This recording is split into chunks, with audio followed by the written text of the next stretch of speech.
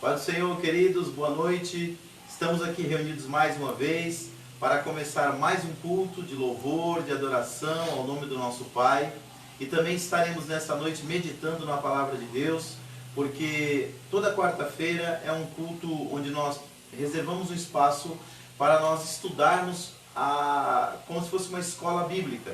Na maioria das igrejas a escola bíblica é aos domingos, mas na DJL nós nos reunimos para aprender um pouco mais da palavra às quartas-feiras. E nós estamos estudando sobre a carta aos Efésios. Começamos o trimestre da semana passada com a primeira lição, introdutória a este tema. E hoje nós vamos falar sobre a sublimidade das bênçãos espirituais. Você que costuma frequentar a escola bíblica, pegue a sua revista aí e vamos juntos crescer no conhecimento da palavra de Deus. Para quem não tem a lição da escola bíblica, você pode adquirir essa lição através do site estudantesdabiblia.com.br. Lá tem todas as lições da escola bíblica dos últimos anos, as revistas completas. E a lição desta semana já está disponível nesse site, estudantesdabiblia.com.br, ok? Nesse momento nós vamos orar, agradecendo a Deus pelo privilégio de mais uma vez buscarmos a Tua face e buscarmos a Sua presença. E nesse momento também queremos te convidar para reunir a sua família e reserve esse espaço, essa próxima hora, para você falar com Deus e ouvir a voz de Deus também falar ao seu coração. Vamos juntos orar, vamos pedir para que Deus abençoe a nossa nação. Muitas pessoas há um mês atrás faziam previsões bem catastróficas, com números exorbitantes de mortes e de enfermos em nosso país, com esta enfermidade advinda aí do Covid-19, mas graças a Deus, Deus tem sido benigno para conosco. Temos números assim altos, mas nem se compara com algumas previsões que foram feitas há um mês, há 40 dias atrás. Então vamos orar para que Deus continue abençoando a nossa nação e tendo misericórdia de cada um de nós.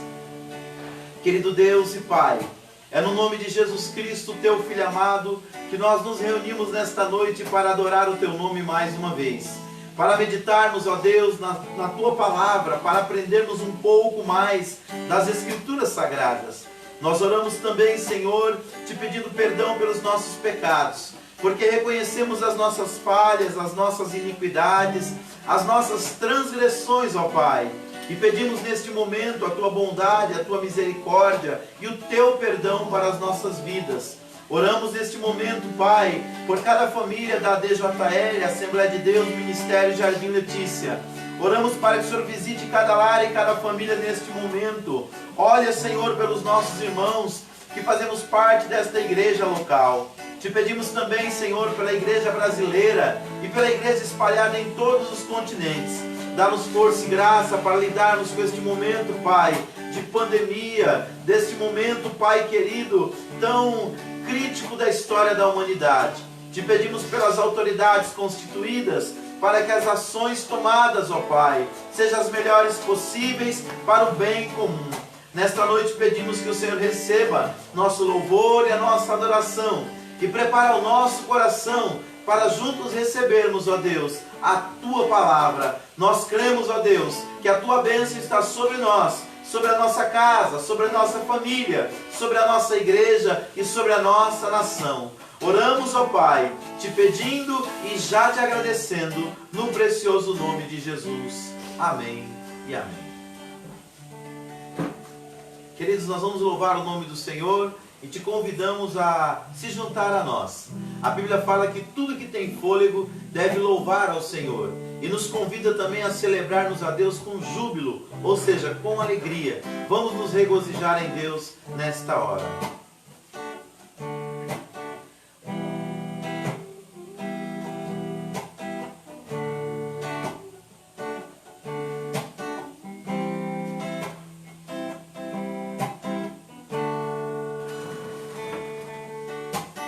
Hoje vou fazer valer sua morte na cruz.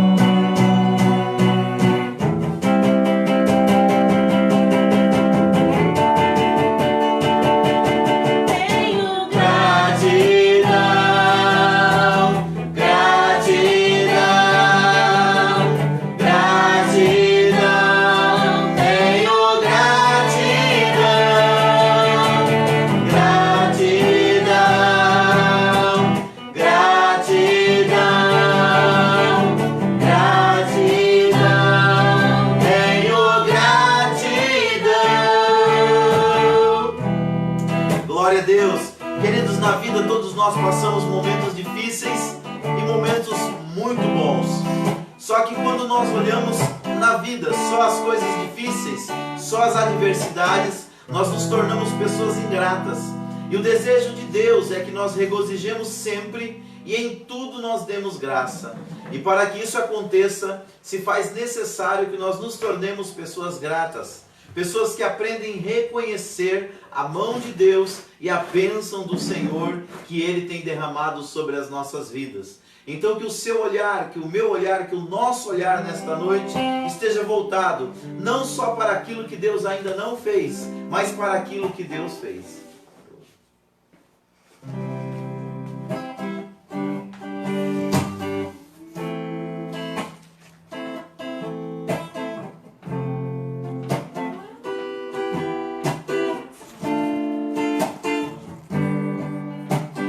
Sonda-me, Senhor, que me conhece, quebranta o meu coração, transforma-me conforme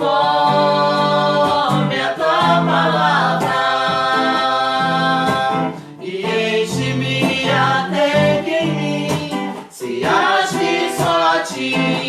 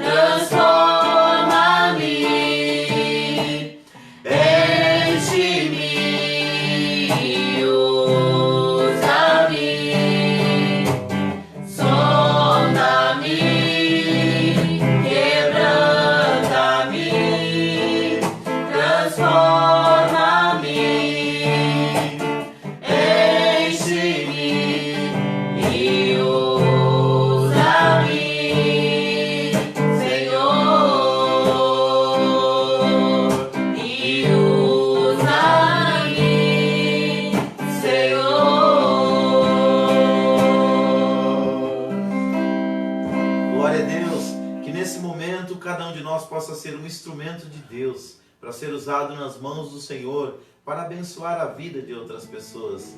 Deus, Ele quer operar aqui na terra e a Bíblia fala que a igreja é o seu corpo. Então, para Ele agir aqui, Ele age através de mim, Ele age através de você. Seja um canal através do qual Deus vai manifestar o seu poder e a sua glória e a sua presença e o seu amor na vida de outras pessoas.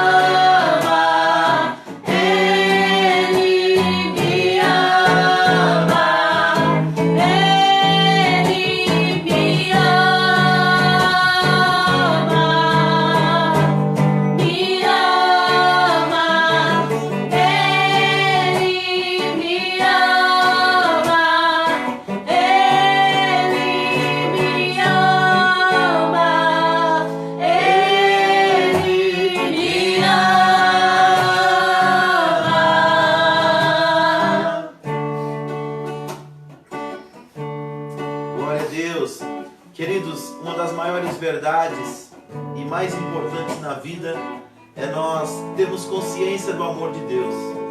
A Bíblia nos diz que Deus amou o mundo de tal maneira que deu seu Filho unigênito, para que todo aquele que nele crê não pereça, mas tenha vida eterna.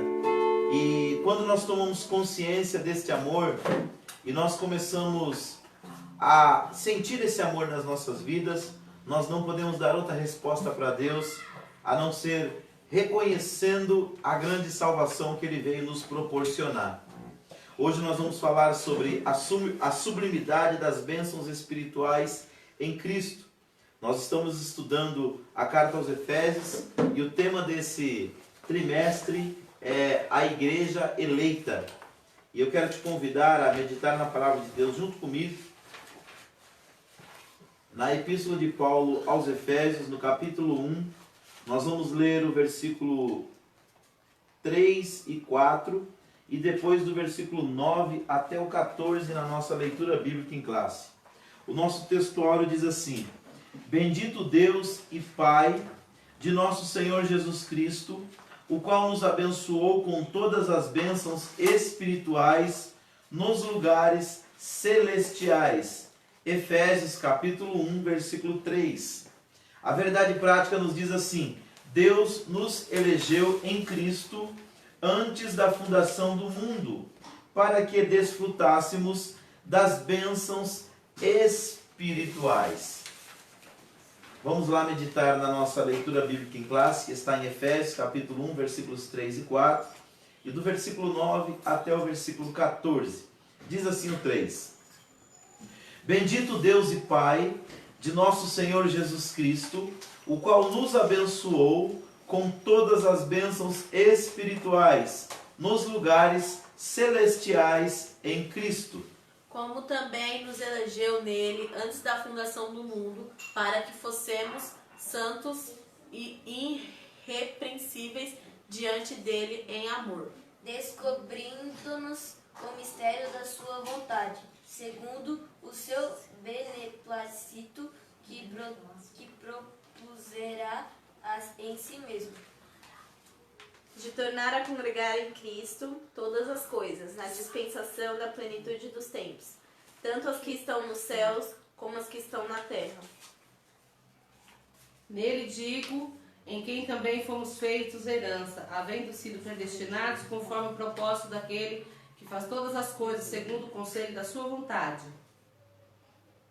com o fim de sermos para louvor da sua glória, nós, os que primeiro esperamos em Cristo. Em quem também vós estáis, depois que ouvistes a palavra da verdade, e o evangelho da nossa salvação, e tendo nele também crido, fostes selados com o Espírito Santo da promessa, o qual é o penhor da nossa herança para a redenção da possessão de Deus, para louvor da sua glória. Vamos orar, queridos? Pai, nós te louvamos pela tua palavra, Senhor, que é viva, que é eficaz, que é um guia para nós, Pai. O Senhor deixou a tua palavra inspirada para nós encontrarmos nela o conhecimento da salvação, o conhecimento de quem tu és e o conhecimento dos teus planos e dos teus projetos para a humanidade. Nós te damos graças, Senhor, por este privilégio tão lindo que é te conhecer. Te louvamos, te exaltamos e te glorificamos, Senhor, por tudo que o Senhor tem feito por nós. Abra o nosso entendimento nesta noite para a tua palavra, é o que nós te pedimos no nome de Jesus. Queridos, o nosso objetivo geral para esta lição hoje é esclarecer as bênçãos espirituais concedidas por Cristo Jesus. E depois, para cada um dos 3 tópicos que nós vamos estudar, existe um objetivo específico. O primeiro é refletir a respeito da nossa nova posição em Cristo. Segundo, evidenciar a realidade de uma vida cristocêntrica neste mundo. E terceiro, explicitar que o Espírito Santo desempenha importante papel no plano da salvação. Queridos, quando nós falamos de salvação e de vida eterna, existem 2 linhas de visões ou de pensamentos dos quais fazem parte as pessoas do mundo evangélico. Uma parte crê que a nossa eleição e a nossa salvação ela é fruto de uma predestinação fatalista. O que é uma predestinação fatalista? Essas pessoas entendem que quando nós nascemos, Deus ele escolhe aquele que será salvo. Ou seja, Deus bate o olho na pessoa e diz aqui, esse será um salvo no futuro. Isso é chamado de predestinação fatalista. Porque no mesmo ponto que ele escolhe uns para ser salvo, ele olha para os outros e diz, esse aqui aconteça o que acontecer, ele será condenado. Por quê? Dentro dessa visão, Deus elegeu uns para ir para o céu e elegeu outros para ir para o inferno.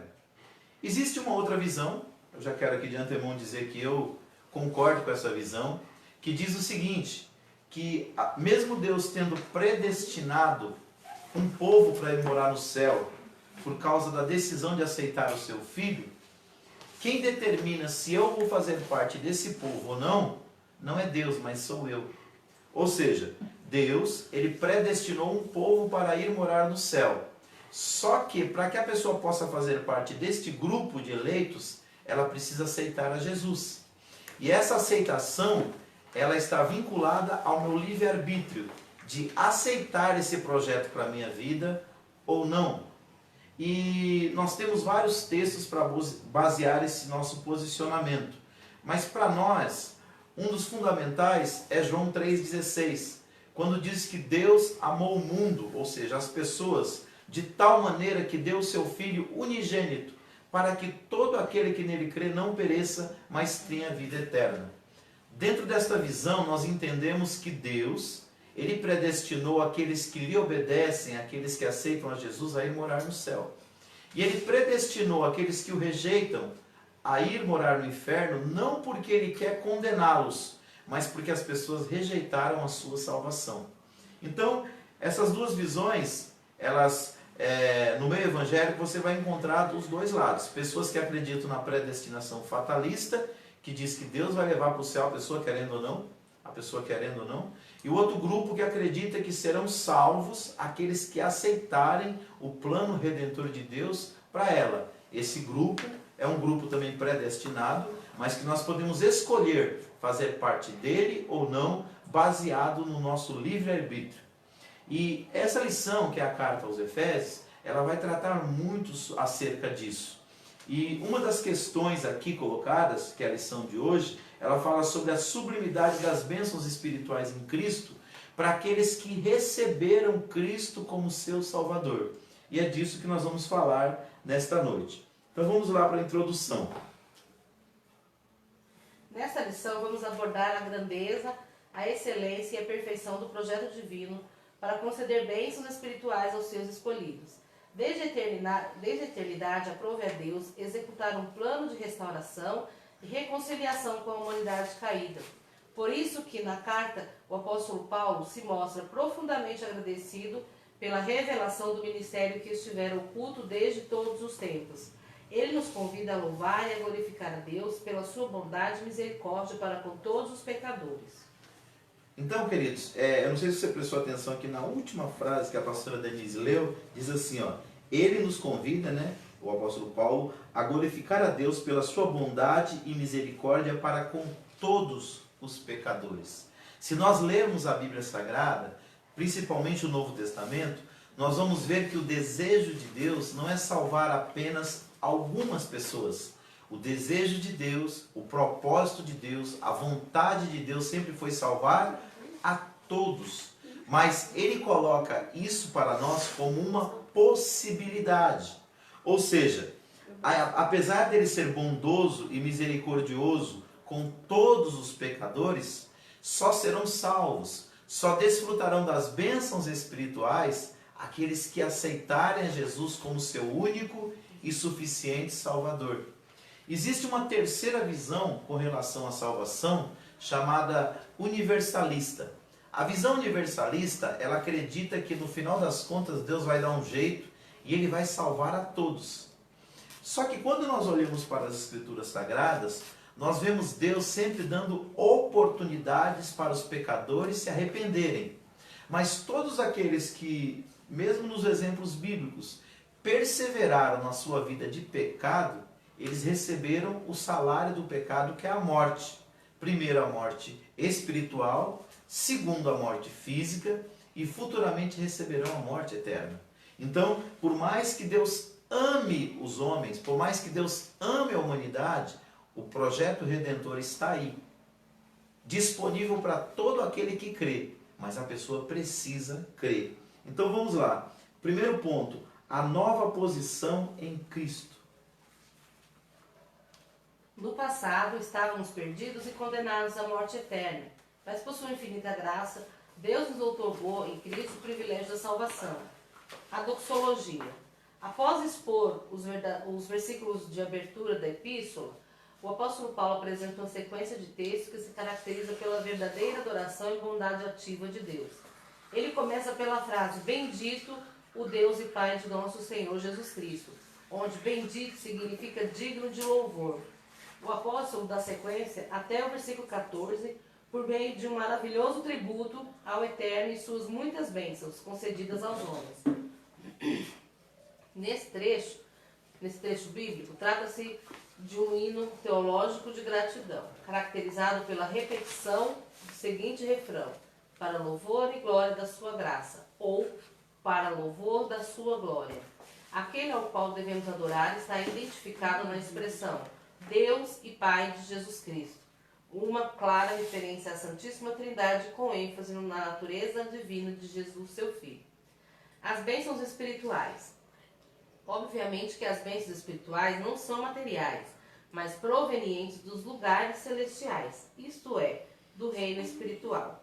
Essas bênçãos são mencionadas na longa passagem de Efésios, tais como: Deus nos elegeu para sermos santos, predestinou-nos para sermos filhos, nos fez agradáveis para si, remiu-nos por meio do sangue de Cristo, acolheu-nos por sua vontade redentora, revelou-nos a palavra da verdade, selou-nos com o Espírito Santo da promessa, ainda garantiu a validade da promessa.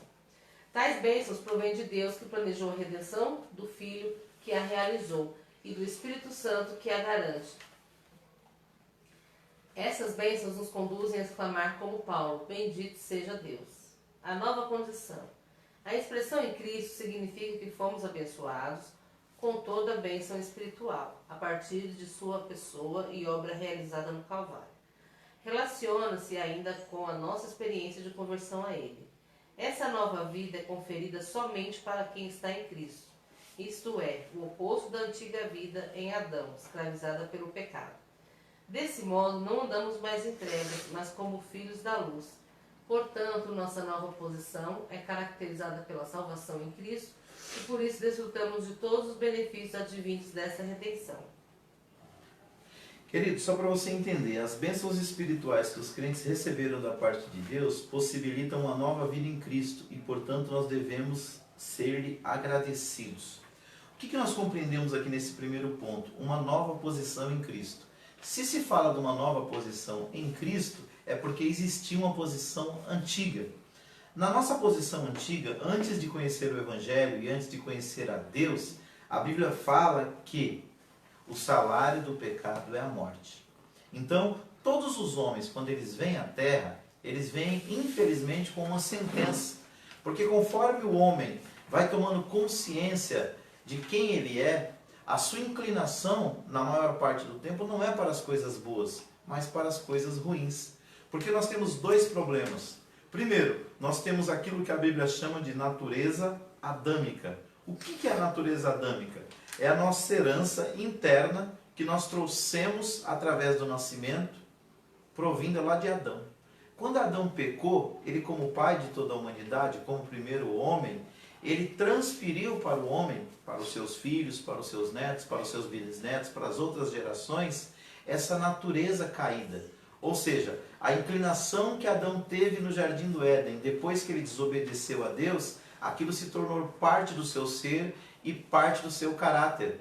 E todos aqueles que foram nascendo após ele, trouxeram essa herança consigo. É por isso, eu não sei se você que é pai já notou, quando a gente tem os nossos filhos, é tão difícil a gente ensinar e ver eles absorverem as coisas boas. As coisas ruins, a gente não precisa muitas vezes nem ensinar. Eles ouvem em algum lugar, eles veem em algum lugar e automaticamente eles já se veem fazendo aquilo. Por quê? Essa é a natureza caída do homem.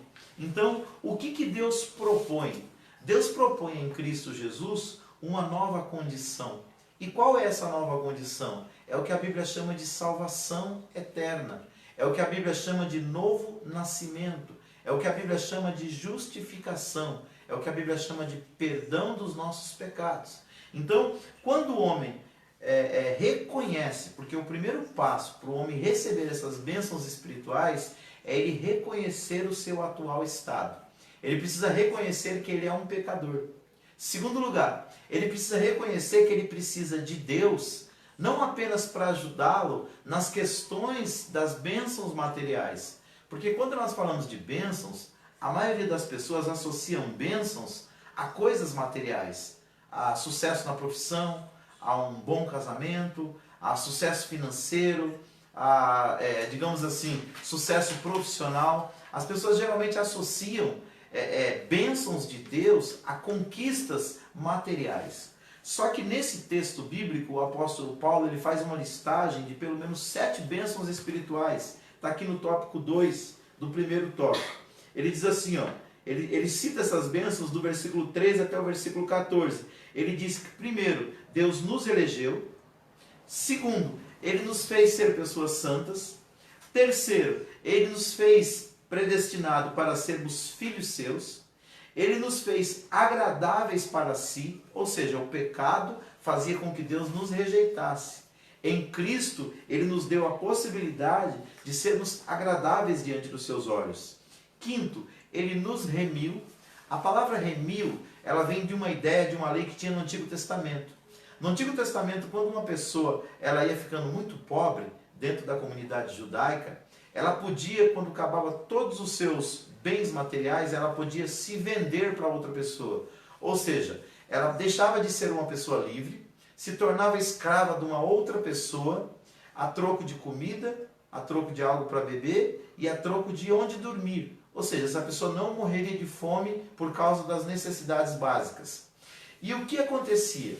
No ano sabático, que era o 7º ano, sempre Israel trabalhava durante 6 anos, e no 7º ano era para Israel descansar, porque Deus prometia que daria para eles lavoura, Deus daria para eles a condição de viver nesse 7º ano, deixando a terra descansar, e ao mesmo tempo usufruindo das bênçãos que Deus lhe daria durante os 6 anos.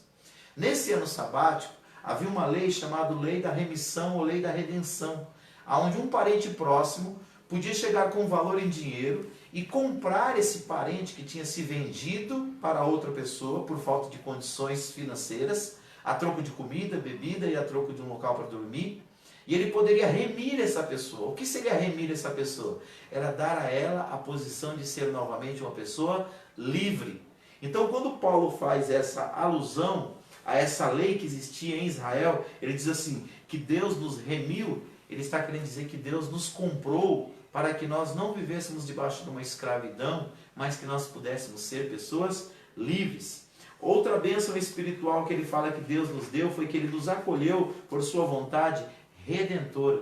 Então, é como se Deus não apenas nos comprasse e nos desse liberdade, mas como também que Ele nos acolhesse na sua casa e cuidasse de nós a partir desse momento de libertação.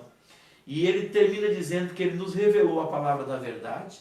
Quando nós aceitamos a Cristo, a Bíblia deixa de ser para nós apenas um livro religioso e se torna a palavra de Deus. Se torna um guia prático para as nossas decisões diárias, que serão abençoadoras da nossa conduta aqui na terra, mas também que nos proporcionará um futuro eterno glorioso.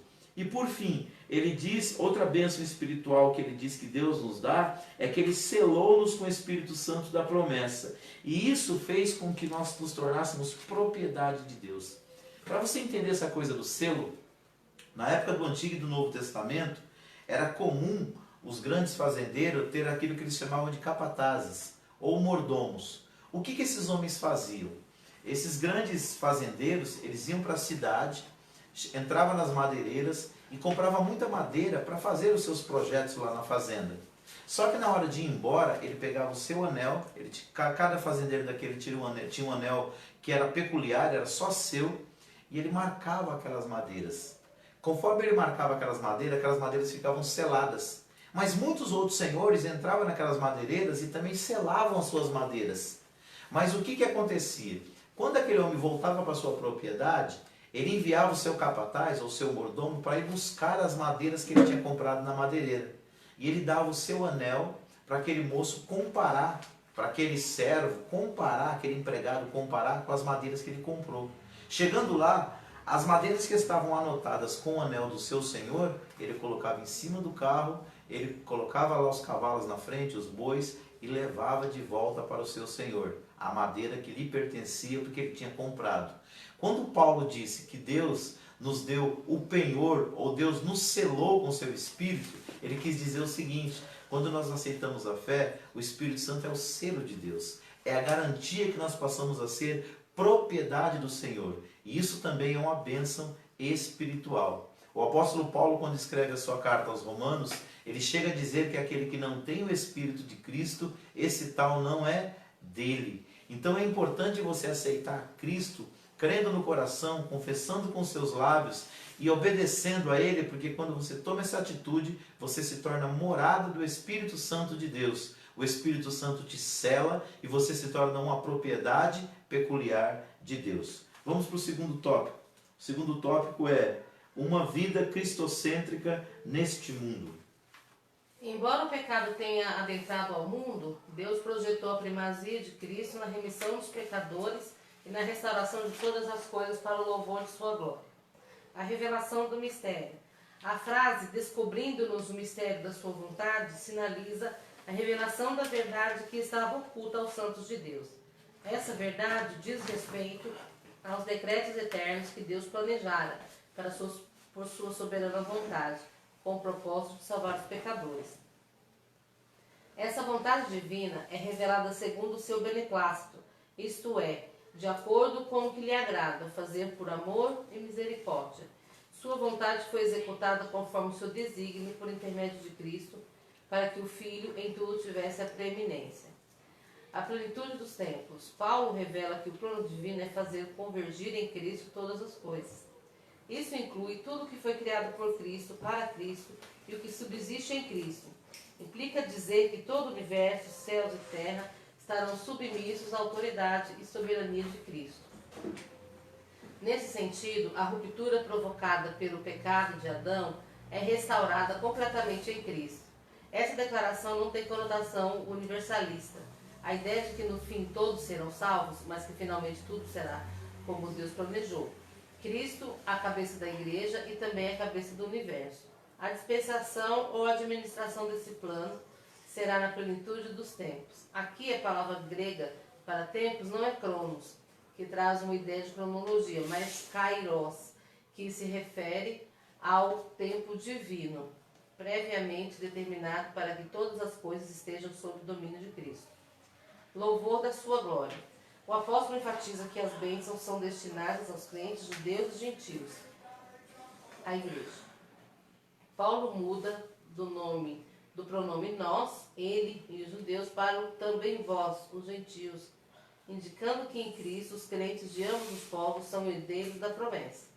Ele ratifica igualmente que o propósito da eleição não é outro senão louvar e glorificar a Deus. Isso assinala não somente adorá-lo com palavras e ações, mas também levar outros a fazer o mesmo. Por conseguinte, tudo que somos, fazemos ou possuímos vem de Deus, pois começa na sua vontade e culmina na sua glória. Muito obrigado, Dê. Então o que a gente entende? Os decretos eternos planejados por Deus e executados por Cristo incluem a salvação dos pecadores e a restauração de todas as coisas. Só para você compreender, o propósito de Deus é que nós vivamos neste mundo uma vida cristocêntrica. O que significa isso? Quando nós não conhecíamos o Evangelho, as nossas ações, as nossas atitudes eram pautadas por aquilo que a nossa mente pensava, por aquilo que o nosso coração sentia ou achava, por aquilo que nós víamos. Quando você aceita a fé e você começa a caminhar com Deus, nós adquirimos um hábito, a pessoa adquire um hábito de começar a consultar a Deus naquilo que Ele vai fazer. Ou seja, Cristo passa a ser o centro da sua vida e não mais o eu, não mais o ego.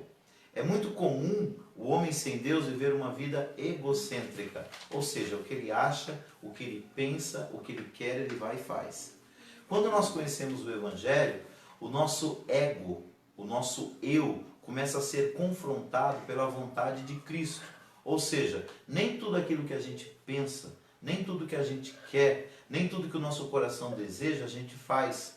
Nós começamos a buscar nas Escrituras Sagradas os princípios para nortear a nossa vida. É disso que o apóstolo Paulo está falando. Então, ele coloca aqui que Deus revelou um mistério para a igreja. E que mistério é esse? Primeiro, é que Deus ama os pecadores. Gente, a ideia de Deus amar pecadores é uma ideia, assim, digamos assim, um tanto absurda, se comparada com a visão que as pessoas tinham de Deus na época do apóstolo Paulo. A visão que se tinha naquela época era que Deus amava quem Ele amava e odiava quem Ele odiava. Não existia essa ideia que Deus é amor para todos. A ideia é, Deus é misericordioso com quem tem misericórdia, e com aqueles que são pecadores, Deus está sempre pronto a castigá-los. Então, quando uma pessoa estava sofrendo, passando por enfermidade, passando por dificuldades, ela já era vista como uma pessoa amaldiçoada. Paulo vem reforçando a ideia que Jesus trouxe de Deus e que os apóstolos também trouxeram acerca de Deus, que Deus é amor. Mesmo que o homem esteja no pecado, Deus quer perdoar os seus pecados, Deus quer salvá-lo, Deus quer transformá-lo e Deus quer dar a ele a possibilidade de vida eterna. Essa era uma ideia totalmente contrária e antagônica à visão dos deuses da época do apóstolo Paulo. Então aqui ele coloca que o propósito de Deus era salvar os pecadores e não condená-los. Lógico, se a pessoa tem a oportunidade de ser salva, ela rejeita a salvação, é semelhante a uma pessoa que está afogando no meio da água, né? E chega alguém lá e joga uma boia para ela. Ela diz, não, eu não quero a boia. A pessoa vai lá e joga, sei lá, uma corda para ela. E ela diz, eu não quero a corda. A pessoa vai lá e estende o remo para a pessoa pegar no remo, para ela puxar ela para dentro do barco. Ela diz, eu não quero o remo. Aí ela morre afogada. Ela morreu por falta de oportunidade? Não. Ela morreu porque ela rejeitou as oportunidades. Então, a ideia de evangelho é essa, que Deus ele abre a possibilidade de oportunidades para os homens serem salvos. Agora, se mesmo com essas oportunidades os homens rejeitam, não é porque Deus queria condená-los, é porque eles rejeitaram o único que poderia ajudá-los. Então, aqui fala que esse mistério seria consumado na plenitude do tempo. E a plenitude dos tempos aqui fala de um projeto de Deus. Ou seja, Deus tem tempo, Deus tem hora, Deus tem como agir dentro de um projeto, dentro de um tempo que não é o nosso tempo cronológico, mas é um tempo que a língua original do Novo Testamento chama de Kairos, que é o tempo de Deus. É por isso que muitas vezes nós não entendemos o agir de Deus na terra, porque a gente quer agir, a gente quer entender dentro do nosso tempo, dentro do nosso relógio, dentro do nosso cronograma. E Deus não trabalha dentro do nosso cronograma, Deus trabalha dentro do cronograma dele, até mesmo com relação à salvação da humanidade, foi assim. Outra coisa, o apóstolo Paulo convida as pessoas a louvar a Deus por aquilo que ele fez. Eu estava comentando esta semana com um amigo meu, dizendo assim, que quando a pessoa, o coração dela está longe de Deus, mesmo Deus fazendo coisas boas, ela não vai enxergar o que Deus fez de bem. Ela só vai enxergar o que Deus fez de mal. Se você ler o livro do Apocalipse, a Bíblia fala que na época da grande tribulação, Deus ele vai trazer juízo sobre os homens. Mas ele vai trazer misericórdia sobre aqueles que se arrependerem.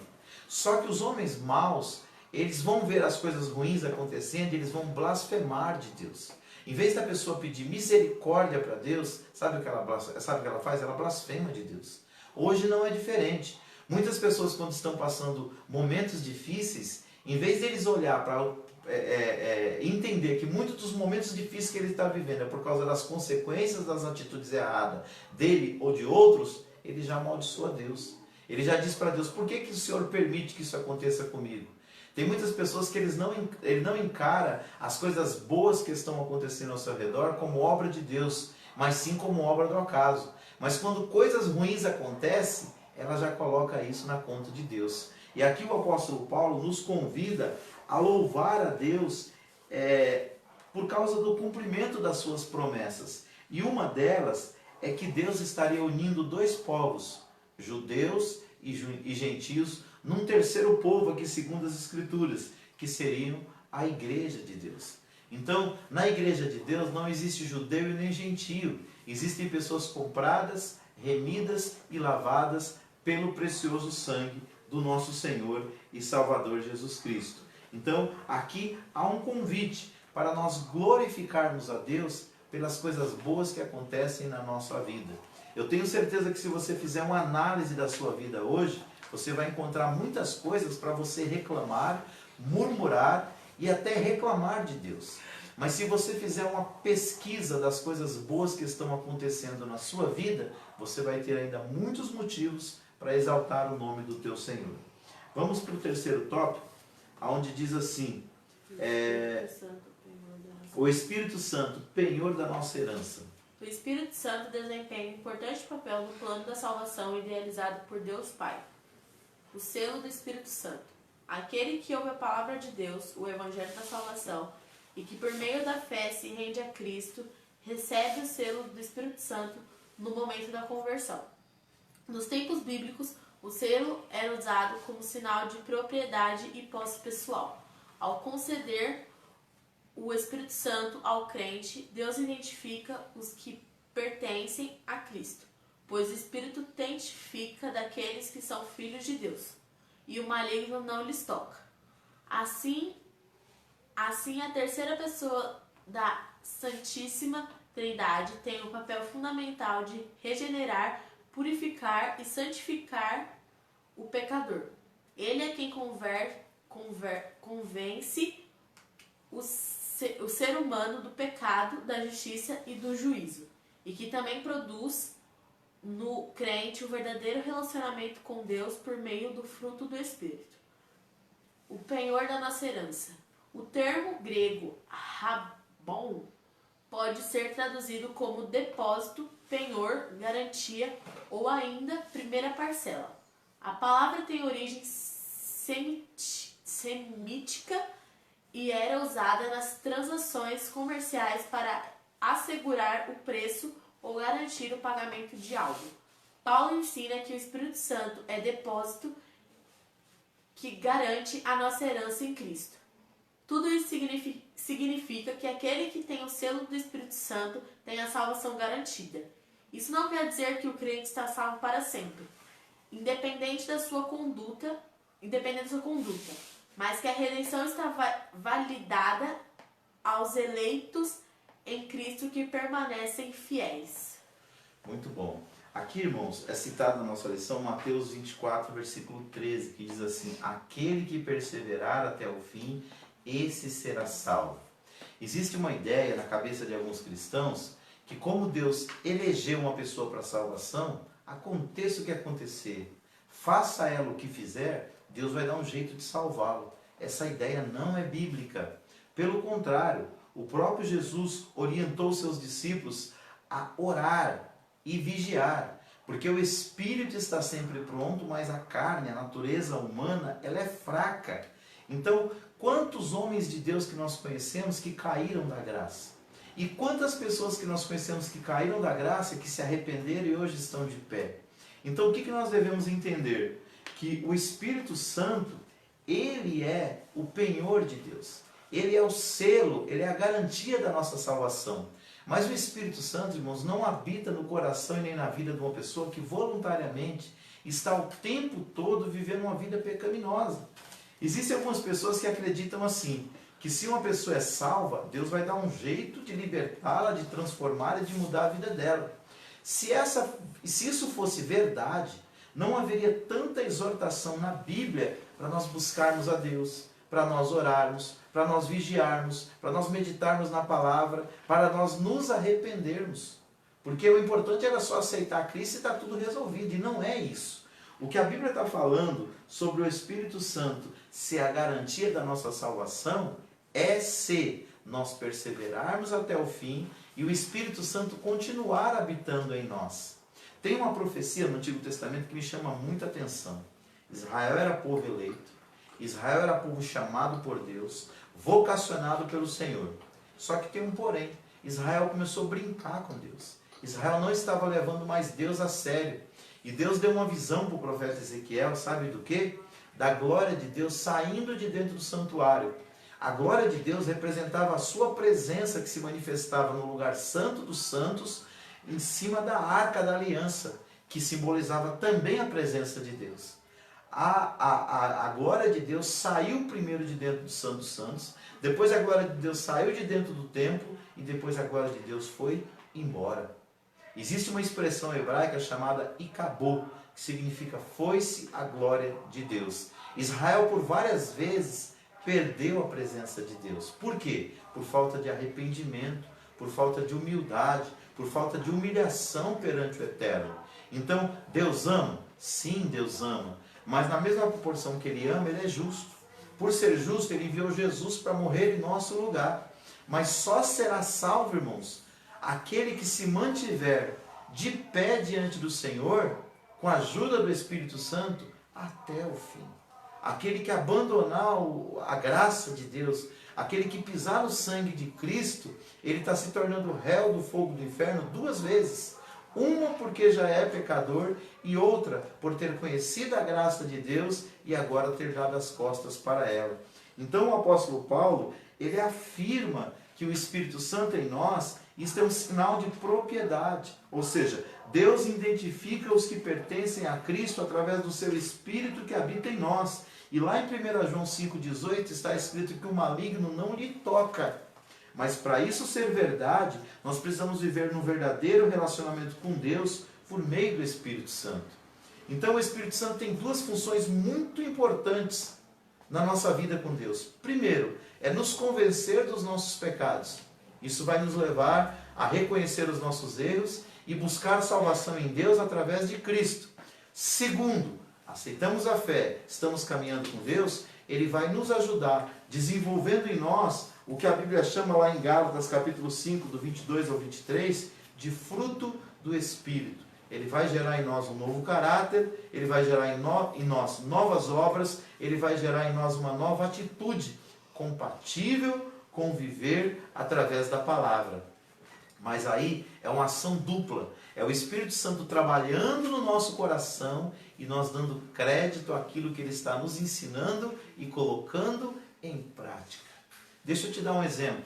2 alunos de QI compatível, parecido, inteligentes, criados em famílias semelhantes, eles podem entrar na mesma escola, ter as mesmas oportunidades e um se tornar um dos melhores alunos, o outro se tornar um dos piores alunos. Mas por que essas circunstâncias eram tão parecidas? De família, de grau de inteligência, de oportunidades. Por causa das suas atitudes. Um abraçou a oportunidade de ser uma pessoa melhor a cada dia. O outro escolheu a cada dia se afastar de ser uma pessoa melhor, a ponto de alguns se tornarem até bandidos, mesmo tendo uma origem muito boa. Então a salvação ela está disponível para todos os homens, todas as mulheres, em todos os tempos. Mas para isso é necessário crer que Jesus morreu em seu lugar, porque você é um pecador e porque Ele quer te levar para o céu. E por fim, conforme Mateus 24:13, perseverar até o fim. Ou o fim quando Jesus vier buscar a sua igreja, ou o fim da nossa própria vida, da nossa própria existência. Conclusão. Nesta porção da Epístola aos Efésios, o plano divino revelado resulta na reconciliação do ser humano com Deus por meio de Cristo e na sua restauração de todas as coisas visíveis e invisíveis. Ambos os propósitos devem redundar em louvor e glória ao Deus eterno. Na plenitude dos tempos, todo o desígnio divino será plenamente executado. Queridos, a desobediência do homem, ela nunca vai invalidar o projeto de Deus. Deus vai salvar um povo, vai levar esse povo para o céu. Mas para isso, é necessário que esse povo persevere até o fim. Então entenda, a predestinação que a Bíblia cita, ela não é do indivíduo, ela é do coletivo, dos salvos ou dos condenados. Mas pastor, o que eu faço para ser um salvo ou para ser um condenado? Para ser um salvo, aceite a Jesus Cristo e persevere até o fim. A Bíblia fala que aquele que não crê no unigênito Filho de Deus, João 3,17, ele já está condenado. Então é necessário que o homem aceite a Cristo e persevere até o fim, para que ele seja um eleito, para que ele seja um chamado, para que ele seja um escolhido, para que ele seja um predestinado a morar no céu. Não por causa dos seus méritos, mas por causa dos méritos de Cristo. Vamos orar? Vamos pedir para Deus nos ajudar nessa caminhada? Querido Deus e Pai, em nome de Jesus Cristo, Teu Filho amado, nós oramos, Senhor. Oramos porque nós acreditamos no Teu plano de redenção, não só para alguns homens, mas para toda a humanidade. Mas nós sabemos, ó Pai, que muitas pessoas, mesmo ouvindo a Tua palavra, mesmo, Senhor, sendo exortados todos os dias a te servir, a te obedecer, essas pessoas, ó Pai, não querem dar ouvidos à tua palavra. Mas nós te pedimos, ó Deus, nos ajuda, Senhor, a colocarmos em prática aquilo que nós temos aprendido do Senhor. Nos dá um espírito humilde, Senhor, um coração ensinável, ó Deus, e a capacidade de nos humilharmos e pedirmos o teu perdão todas as vezes que tropeçarmos e errarmos, Senhor. Porque sabemos que o Senhor tem eleito um povo. Sabemos que o Senhor tem predestinado um povo para morar no céu, ó Pai. Mas para que nós façamos parte desse povo, é necessário que nós permaneçamos ligados no Senhor e o Senhor permaneça em nós. É o que nós te pedimos, ó Pai, e já te agradecemos, no nome de Jesus. Amém. Só para você entender a questão da predestinação. A predestinação é como se fosse um barco. A predestinação para a salvação é como se fosse uma grande embarcação que vai chegar no outro lado, no porto seguro. Mas nós só conseguiremos ser predestinados a ser salvos se nós permanecermos dentro do barco. Aquele que salta do barco, aquele que cai do barco, aquele que se afasta do barco, ele está condenado a morrer afogado. Então, a predestinação, ela está em Cristo. Se você perseverar em Cristo, como Jesus disse, se vós estiverdes em mim e as minhas palavras estiverdes em vós. Esse é o projeto de Deus. Então, para você ser salvo, você precisa permanecer em Cristo. E o que é permanecer em Cristo, pastor Davi? É eu permanecer com a palavra de Deus no meu coração, obedecendo o Evangelho, até que Jesus venha para me buscar. Seja através da morte, ou seja através do arrebatamento da igreja. Isso é ser um predestinado. Isso é ser um salvo. Se você abrir mão disso, através de uma vida desregrada ou pecaminosa, o que você está fazendo? Você está deixando aquilo que Deus fez por você. Você está abandonando o projeto de Deus salvífico para a sua vida.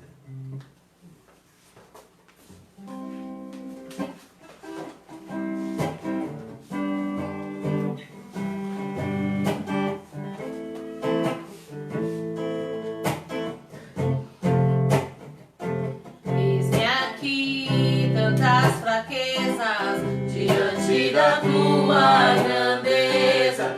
O que se vê, o coração sente, o corpo responde, minha alma não mente. Sonda agora este coração, veja, Senhor, se não tenho razão. Mas eu não quero ser tão racional. Espírito Santo pode se achegar e fazer morada, e fazer morada. Espírito Santo, mora em mim. O meu coração é o teu lugar, faça morada. Eu te convido.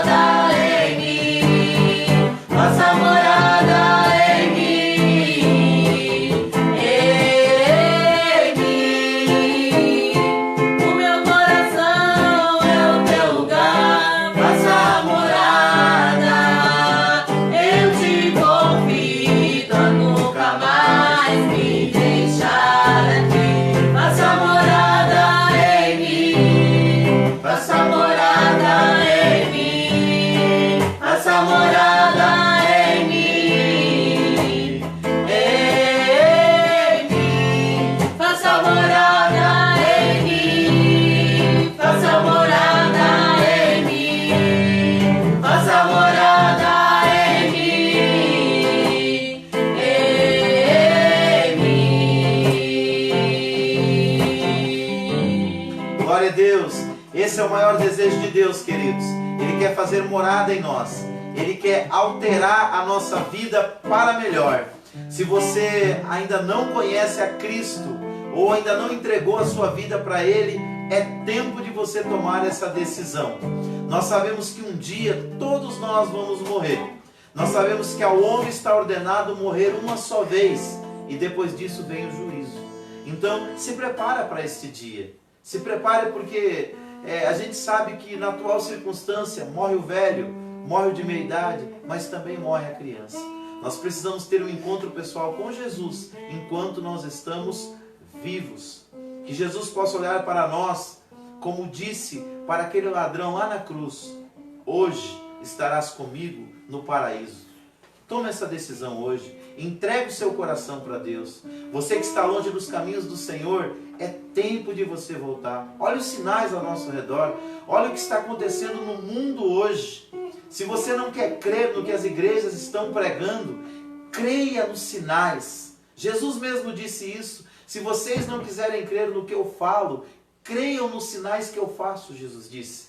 Então, se você não quer crer no pastor Davi, que o fim está próximo, olha para o mundo. Quando foi que nós vimos uma situação semelhante a essa? Nós já vimos pandemias, mas como essa, nós nunca vimos na história da humanidade. Então abre os teus olhos, entrega os teus caminhos ao Senhor e confia nele, e Ele tudo fará. Para de viver uma vida, você que conhece o Evangelho, como se Deus não existisse. Ah, mas eu já sou cristão, eu já sirvo a Deus. Pensa bem, meu querido. O que você pensa e o que você faz. Não olha para o que os outros estão falando. Olha para dentro do seu coração agora. Você sabe o que é o Evangelho. Você sabe o que é servir a Deus. E você sabe que a vida que você está vivendo não é uma vida que agrada a Deus. Arrependa-se dos seus pecados hoje. Porque amanhã pode ser tarde demais. Sabe do que eu me lembro? Eu me lembro da parábola que Jesus contou. E Jesus está falando com alguém aqui nessa hora que está aí do outro lado. Sabe o que foi que ele disse? Um homem estava muito bem na vida, mas muito bem mesmo. A lavoura dele tinha dado uma colheita maravilhosa. Ele falou assim: eu destruirei os meus celeiros e farei celeiros maiores. E vou dizer para a minha alma: descansa e folga, porque você tem depósito para muito tempo.